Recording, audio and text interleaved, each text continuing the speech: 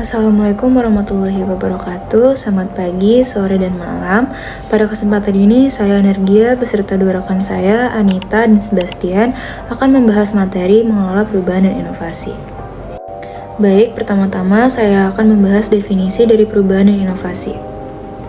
Perubahan organisasi memainkan peran strategis dalam memastikan keberlangsungan dan kemajuan organisasi di tengah tingkat persaingan semakin kompetitif.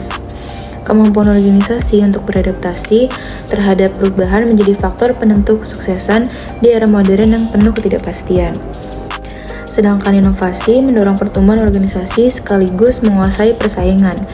Dalam era yang ditandai oleh perubahan cepat dan kompleksitas tinggi, inovasi bukan lagi sekedar pilihan, melainkan kebutuhan strategis bagi organisasi untuk bertahan dan berkembang. Manajemen perubahan organisasi adalah disiplin ilmu sekaligus praktik yang bertujuan untuk mengelola perubahan secara sistematis dan terencana yang fokus utamanya adalah merancang, mengimplementasikan, dan mengelola perubahan agar organisasi mampu beradaptasi dengan lingkungan yang dinamis serta mencapai tujuannya.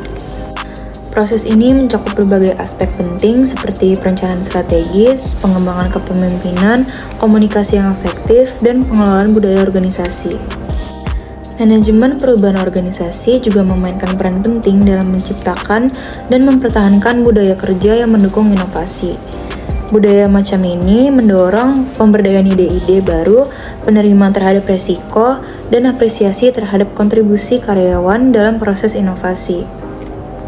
Dengan budaya kerja yang inovatif, organisasi dapat menciptakan produk dan layanan baru, meningkatkan efisiensi operasional, serta menjaga daya saing di pasar yang dinamis. Para manajer yang efektif perlu melihat manajemen perubahan bukan sebagai tugas tambahan, tetapi juga bagian integral dari tanggung jawab mereka sehari-hari. Hal ini penting karena perubahan tidak hanya mempengaruhi proses dan struktur organisasi, tetapi juga menyentuh aspek mendalam dari perilaku individu dan kelompok dalam organisasi. Manajemen perubahan adalah tanggung jawab penting bagi setiap manajer.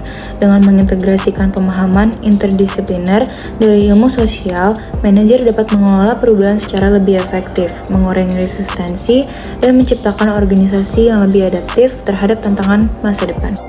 Pada masyarakat modern yang mengikuti organisasi saat ini, terdapat banyak isu terkait perubahan dan inovasi tentang bagaimana individu atau kelompok dalam suatu organisasi menghadapinya. Desakan perubahan yang tak terletakkan menuntut organisasi untuk beradaptasi dan berinovasi demi menjaga keberlangsungan mereka. Meskipun perubahan adalah bagian tak terpisahkan dari kehidupan, manajer dalam organisasi tidak bisa membiarkan perubahan terjadi begitu saja tanpa arah. Untuk tetap efektif, mereka harus merancang strategi yang tepat guna merencanakan, mengarahkan, dan mengendalikan perubahan tersebut. Di sisi lain, seringkali efektivitas dan efisiensi hanya dapat dicapai melalui perubahan itu sendiri.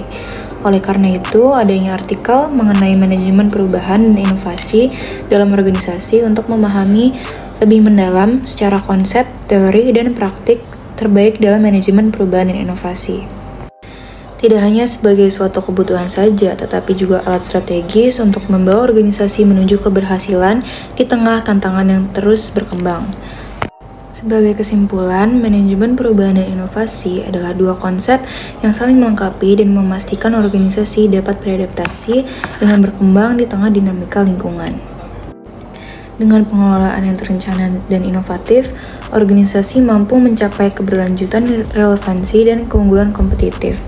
Manajemen perubahan adalah proses sistematis untuk menerapkan pengetahuan, sumber daya, dan strategi dalam mengelola perubahan yang terjadi di organisasi, baik pada individu maupun kelompok yang terpengaruh.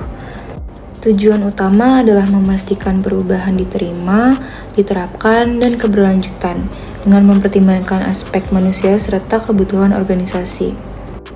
Pendekatan dalam manajemen perubahan terbagi menjadi plan change atau perubahan terencana yang bersifat sistematis serta emergent change atau perubahan darurat yang adaptif. Sedangkan inovasi melibatkan penciptaan dan penerapan ide baru yang memberi nilai tambah bagi organisasi dan pelanggan. Manajemen inovasi adalah pendekatan strategis untuk mengelola ide-ide tersebut agar menghasilkan keunggulan kompetitif. Jenis inovasi meliputi inovasi produk, proses, dan pasar, yang masing-masing fokus pada pengembangan nilai efisiensi dan strategi pemasaran. Manajemen perubahan dan inovasi dalam organisasi memiliki implikasi atau manfaat baik serta teoritis dan praktis bagi individu maupun organisasi. Implikasi secara teoritis memberikan pemahaman yang lebih mendalam tentang manajemen perubahan dan inovasi dalam organisasi.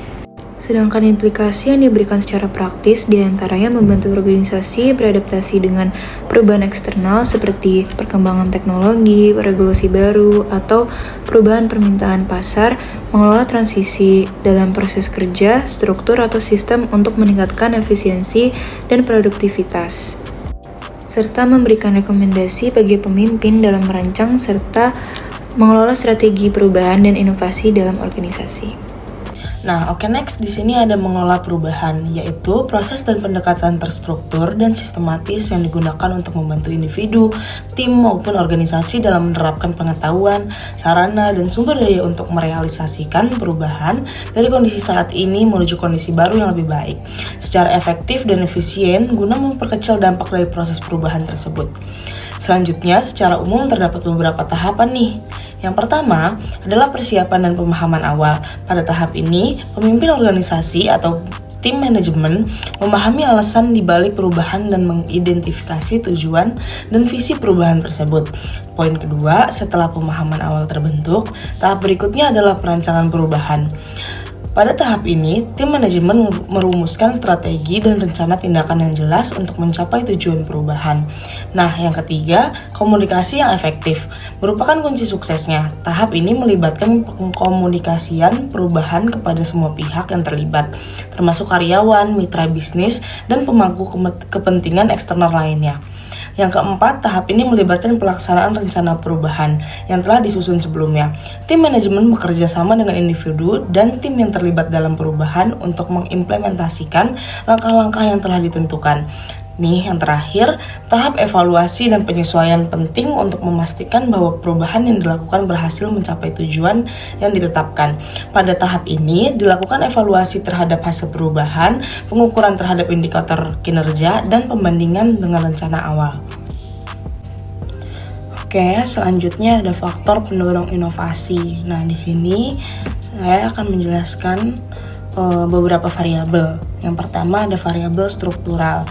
Nah, ini meliputi struktur organik, sumber daya manusia, komunikasi antar unit yang tinggi, tekanan waktu minimal, dan dukungan kerja serta non-kerja. Lalu, yang kedua ada variabel sumber daya manusia. Nah, ini meliputi komitmen untuk pelatihan dan pengembangan, keamanan kerja yang tinggi, serta kreativitas. Lalu yang ketiga, variabel budaya. Nah, ini meliputi penerimaan ambiguitas, toleransi terhadap ketidakpastian, terus toleransi terhadap resiko dan konflik, serta fokus pada hasil. Nah, di sini saya akan beri faktor-faktor lainnya juga. Yang pertama ada perkembangan teknologi, lalu kebutuhan metode pembelajaran efektif, terus perubahan kebiasaan seseorang, lalu tuntutan masyarakat dan keluarga. Selanjutnya ada kebutuhan adaptasi, dan yang terakhir perubahan ketentuan. Nah, terus selanjutnya saya akan memberikan beberapa cara untuk menumbuhkan kreativitas dan inovasi, yaitu mengamati setiap peluang dan kesempatan di sekitar, memiliki keingintahuan yang tinggi, serta membuka jaringan yang luas, lalu berani dan berpikir positif. Nah, kemudian kita lanjut ke tantangan dan cara mengelola perubahan organisasi serta cara mengatasinya. Yang pertama itu ada tantangan penolakan dari karyawan. Ini adalah tantangan yang mungkin seringkali dihadapi karena banyak karyawan yang merasa nyaman dengan cara lama, dan ketika ada cara baru mereka itu takut akan perubahan tersebut dan membuat mereka takut membuat pekerjaan mereka jadi lebih sulit karena perubahan yang ada, sehingga itu mereka ngerasa bisa mengancam posisi mereka. Contoh nyatanya ketika perusahaan ada yang beralih ke sistem digital, banyak karyawan yang menolak karena mereka harus belajar teknologi baru lagi. Yang kedua itu tantangannya adalah kurangnya dukungan kepemimpinan. Pemimpin yang tidak aktif dalam perubahan bisa membuat tim kehilangan arah. Misalnya, CEO atau pemimpin di suatu perusahaan itu dia nggak menunjukkan komitmen, bawahannya juga cenderung bingung arahnya kemana. Kemudian yang ketiga tantangannya adanya kurangnya tujuan yang jelas. Tanpa tujuan yang konkret, sulit untuk mengukur keberhasilan perubahan. Contohnya, jika sebuah perusahaan ingin meningkatkan kepuasan dengan mereka harus menentukan target yang spesifik, seperti menaikkan rating layanan pelanggan dari 3,5 menjadi 4,5 dalam 6 bulan. Solusinya apa kalau dalam menghadapi tantangan tujuan yang kurang jelas? Yaitu dengan SMART: specific, measurable, achievable, dan relevant, dan yang terakhir time bound. Kemudian tantangan yang keempat adalah komunikasi yang tidak memadai. Kurangnya komunikasi itu bisa menyebabkan kebingungan, miskomunikasi, misinformasi, munculnya rumor, sehingga meningkatnya penolakan. Contoh nyatanya ketika perusahaan melakukan restrukturisasi tetapi tidak menjelaskan dampaknya kepada karyawan, dan karyawan itu bisa panik dan mereka takut kena PHK. Nah, kemudian tantangan yang terakhir itu adalah kurangnya sumber daya. Perubahan sering membutuhkan tambahan sumber daya, seperti staf, anggaran, dan teknologi. Contohnya, sebuah bisnis retail yang ingin masuk e-commerce tapi tidak memiliki tenaga IT yang cukup. Kan itu kurang mensupport perubahan yang akan ada ya. Jadi solusinya tuh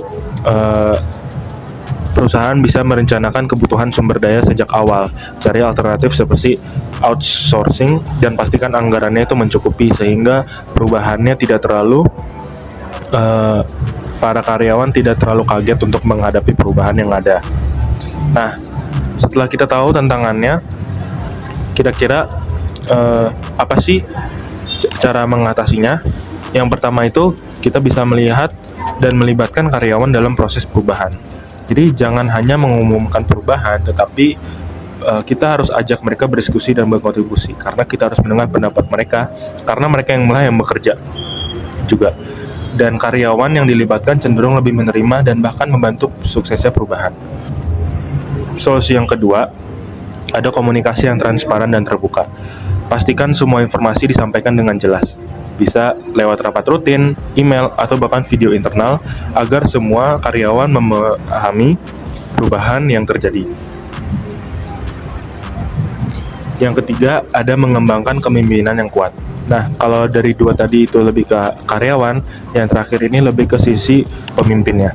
Pemimpin harus menjadi contoh dalam menghadapi perubahan, memberikan motivasi, dan memastikan tim tetap fokus pada tujuannya. Jadi, perubahan itu memang bisa menantang, tapi dengan strategi yang tepat, cara yang maksimal, kita tahu kita akan bisa mengelolanya dengan baik. Semoga penjelasan ini bermanfaat. Kalau Anda menyukai video ini, jangan lupa like, komen, dan subscribe supaya tidak ketinggalan materi-materi menarik selanjutnya. Terima kasih.